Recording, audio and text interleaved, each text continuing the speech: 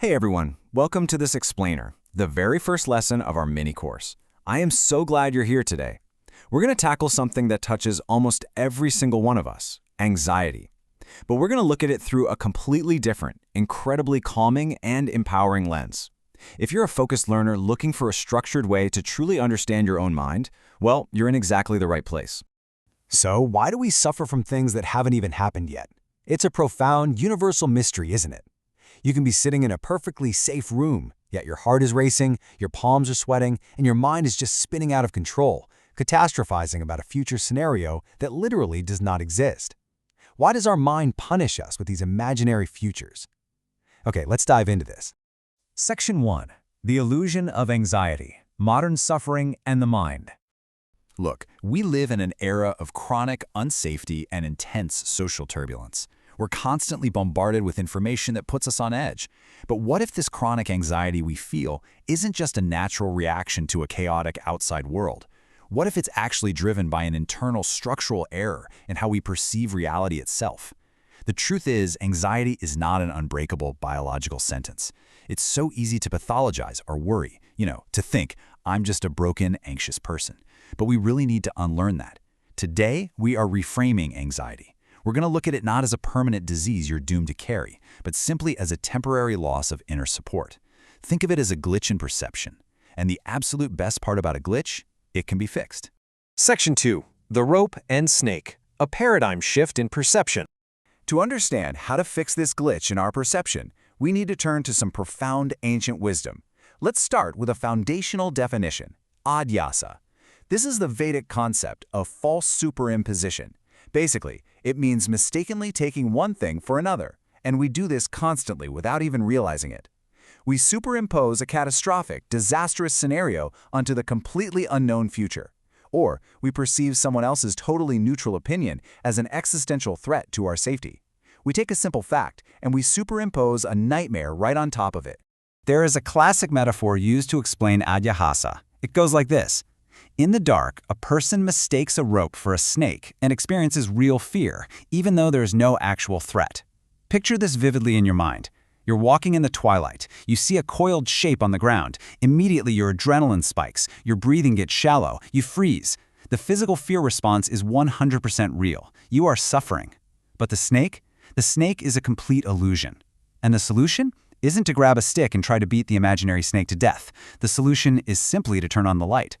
Because beneath that terrifying illusion of the snake, underneath all that panic and adrenaline, what actually remains? Our true nature, pure consciousness, remains a stable, unshakable foundation. It's totally free from all perception and illusion. When you turn on the light and see the rope, you naturally return to this baseline of peace.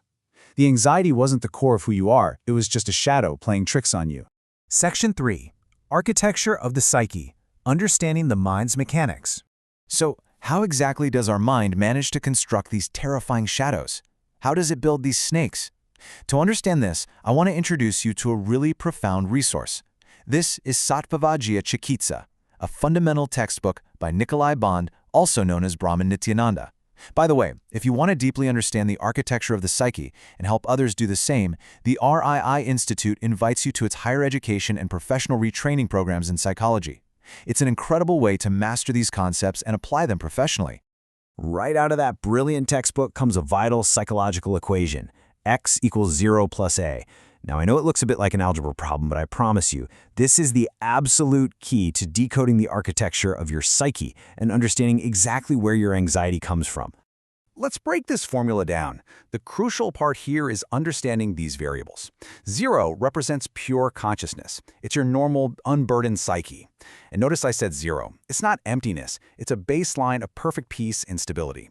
A represents adhyasa, those false superimpositions, the exhausting layers of fears, expectations, and false identities we just pile on top of our peace. And X, that is the conditioned I. That's the suffering, anxious self that we mistakenly think we are, formed entirely by adding all those false layers to our peaceful baseline. And this brings us to a massively important insight.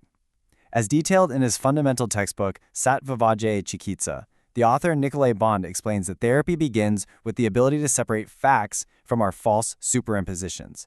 If you want to heal, if you want to stop suffering from things that haven't even happened yet, You have to actively decouple reality from the terrifying stories your mind is spinning. You literally have to learn to separate the rope from the snake. Section 4. Fact versus false superimposition, reclaiming inner support. Let's put this into practice right now and reclaim our inner support. We have to train our brains to notice the gap. On one hand, we have the fact. This is the objective event, the pure data. On the other hand, we have the superimposition. This is the mind's narrative, the heavy meaning we attach to that data. All of our anxiety, all of our suffering lives right there in the gap between the objective event and our narrative. Let's walk through a couple of examples. Think about this contrast. The fact is simply, I made a mistake. It's a functional error. It happens to literally everyone. But consider the superimposition the mind creates. I am a total failure. Do you see what happened there? The mind took a functional, neutral error and turned it into an ontological threat to your entire identity. You're no longer just a person who made a mistake, you believe your very essence is flawed. That right there is the snake. Here's another one. Fact. Our relationship ended. Is it painful? Absolutely. But it is an objective event in time. Now the superimposition. I am completely worthless and no one will ever love me. Once again, we make the world far too personal. We take a painful event and we pile Adhyasa on top of it, creating an unbearable, crushing reality that simply isn't true.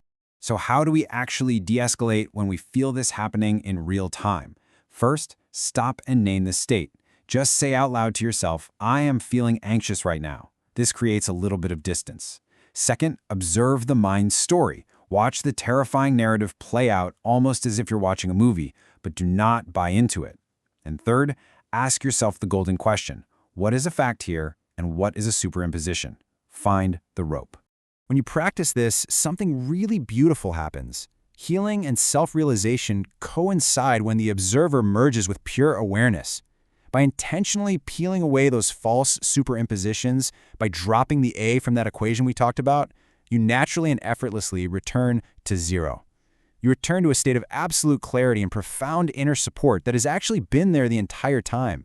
So I want to leave you with a provocative thought to carry with you.